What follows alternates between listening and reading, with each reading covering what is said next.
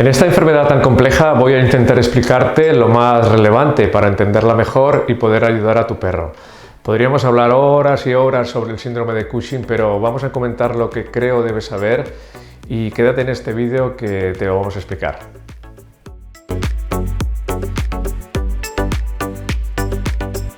Se le denomina Cushing en honor al médico Harvey Cushing, que por primera vez, más o menos en 1932, describió en personas este síndrome.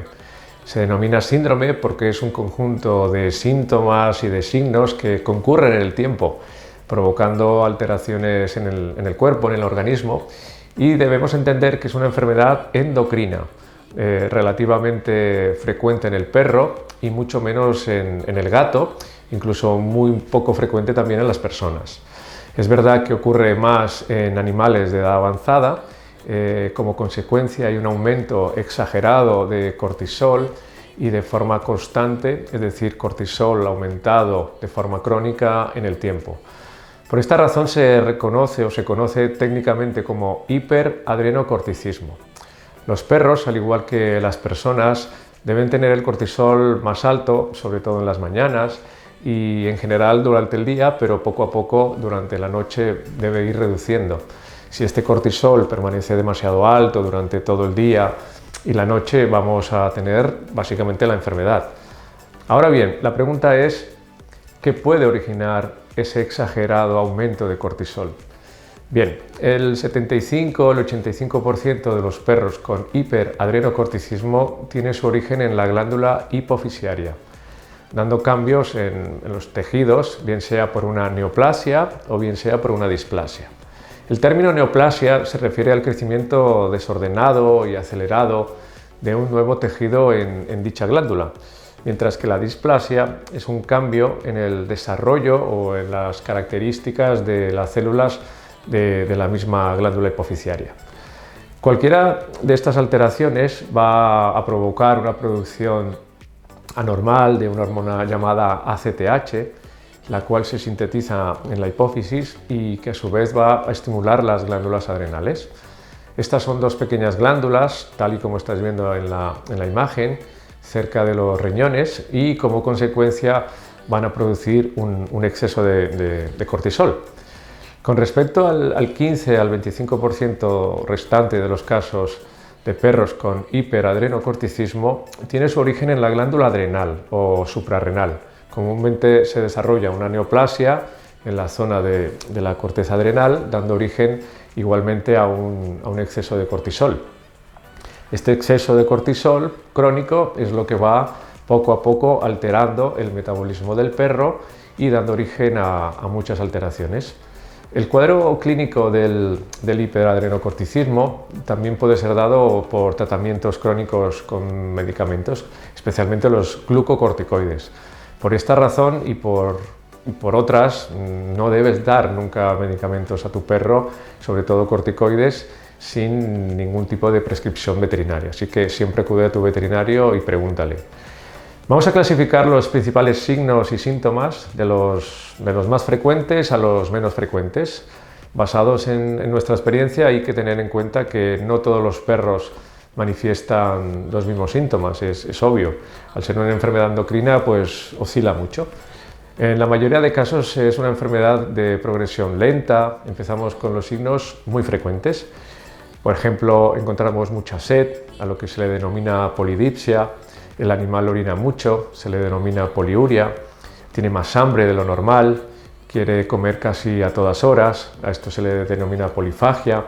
Hay una distensión abdominal muy evidente en muchos perros, muchas veces por el incremento en el tamaño del hígado.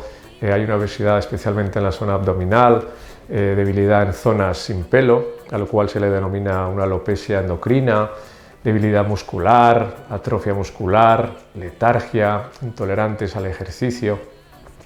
Y los signos frecuentes, hay una atrofia testicular, disminución del ciclo estral en las perras, tanto en machos como en hembras, pues vemos una alteración en la libido, ¿de acuerdo? En las hembras el ciclo estral puede verse bastante afectado. En cuanto a los signos menos frecuentes, encontramos, por ejemplo, alteraciones en la piel, como infecciones, cambios de coloración, a lo que llamamos hiperpigmentación, comedones, una cosa que se llama calcinosis cutis, que es muy característica, sobre todo en algunos perros que ya llevan mucho con el Cushing. Hay un aumento de sales de calcio a nivel subcutáneo. Por cierto, si te está gustando este vídeo, suscríbete a nuestro canal, danos un like y así nos ayudas un montón, nos apoyas un montón con este canal. Otros signos podrían ser la deficiente reparación de fracturas, debilidad en los ligamentos, especialmente en el ligamento cruzado craneal. También pueden haber síntomas nerviosos. En casos de Cushing hipofisiario puede haber también fiebre, dificultad respiratoria, infecciones graves por debilitamiento del sistema inmunitario, también lo que se conoce como una inmunosupresión. Respecto a las pruebas a realizar en el Cushing, desafortunadamente y para hacer bien las cosas no se diagnostica con una sola prueba. Tenemos que hacer varias pruebas y también en el caso de hacer relativamente varias pruebas, en nuestra experiencia, hay algunas pruebas que consideramos imprescindibles. Hay que aclarar que de momento no existe ninguna prueba 100% específica y sensible a esta enfermedad. La primera de ellas es una analítica completa. Es muy común en perros observar lo que se llama un leucograma de estrés. Así se describe al aumento de los glóbulos blancos y también al aumento de los glóbulos rojos debido al incremento del cortisol que se ha mantenido en el tiempo, bien por el Cushing o bien porque el animal está tomando, como dijimos antes, mucha cortisona, mucho corticoide. Vamos a ver también ciertas alteraciones en la bioquímica. Las enzimas hepáticas suelen estar muy aumentadas, especialmente la llamada fosfatasa alcalina. Puede estar elevada de 4, incluso hasta 20 veces por encima de su rango normal. El colesterol y la glucosa también suelen estar aumentados. Existen en el mercado, existen dos test básicamente que se utilizan de forma rutinaria para confirmar la enfermedad. Por un lado tenemos el test de supresión a dosis baja con dexametasona. Digamos que es la prueba de elección y de hecho la que se recomienda, o por lo menos la que recomienda el consenso americano. Es una prueba muy sensible pero poco específica, ya que muchos perros que no tienen una enfermedad adrenal pueden dar resultados compatibles con hiperadrenocorticismo.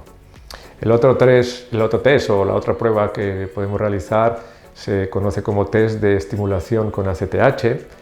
En nuestra experiencia utilizamos este test siempre que el anterior sea dudoso, pero sobre todo que podamos tener algunos perros con enfermedades concurrentes o que se esté tratando con varios medicamentos, porque este test es más específico, pero el veterinario será quien decida qué tipo de pruebas sean la que más se ajuste a cada caso y la que más se ajuste a tu perro. La orina también es otra de las pruebas específicas o estrella en esta enfermedad. Realizar un ratio denominado ratio cortisol-creatinina es bastante sugerente si está sobre todo muy aumentado por encima del rango normal, porque es muy sensible pero poco específica también. Algún ejemplo es que en algunos perros pueden tener este ratio aumentado por una enfermedad renal crónica, una piómetra, una diabetes. Es por eso que concluimos que es poco específica. En resumen, no es diagnóstica, pero ayuda a tener una sospecha de la enfermedad, del síndrome de Cushing. Cuando ya hayamos diagnosticado mediante todas estas pruebas, mediante los signos clínicos, la experiencia del veterinario, etc., sobre todo mediante las pruebas descritas, se debe realizar una ecografía con el objetivo de saber si el tipo de hiperadrenocorticismo es de origen hipofisiario o es de origen adrenal. En la mayoría de casos, detectar un tumor solo en una glándula adrenal es muy sugestivo de un problema propio de la glándula, mientras que si encontramos las glándulas aumentadas de tamaño, pues es muy sugestivo de un problema hipofisiario. Al momento de grabar este vídeo, el tratamiento de elección para el Cushing hipofisiario es el trilostano, el cual se va a encargar de regular el cortisol, básicamente el cortisol en la sangre. Siempre tu veterinario, después de todas las pruebas, será quien lo paute. Normalmente muchos de los signos y de los síntomas dejan de persistir, el animal realmente mejora bastante, la calidad de vida del animal mejora bastante, especialmente en animales que se han diagnosticado a tiempo, que no han pasado muchos meses, que no han pasado muchos años, porque sí que es verdad que en animales que ya llevan muchos años y se diagnostica muy tarde, pues revertir todos esos signos, todos estos síntomas simplemente dando la medicación, pues es mucho más complejo y mucho más difícil. En caso de tumor adrenal, el tratamiento de elección casi siempre es quirúrgico y en algunos casos se utiliza la radiofrecuencia, la cual ayuda a cauterizar y atrofiar dicho tumor. El trilostano no suele funcionar correctamente en la mayoría de estos casos, así que nada. Para finalizar, recuerda que a estos pacientes se les debe medir también la presión arterial de forma muy regular, controlar las infecciones urinarias, controlar los síntomas neurológicos, ecografías de control para ver el hígado y la vesícula biliar por un posible acúmulo de moco, de mucosidad en el interior de la vesícula. Y nada, pues hay muchas cosas más que podríamos seguir hablando, pero hemos llegado al final del vídeo. Recuerda suscribirte, darle un like, que nos apoyas un montón. Muchísimas gracias por haberte quedado hasta el final del vídeo y nos vemos en el siguiente. Hasta pronto.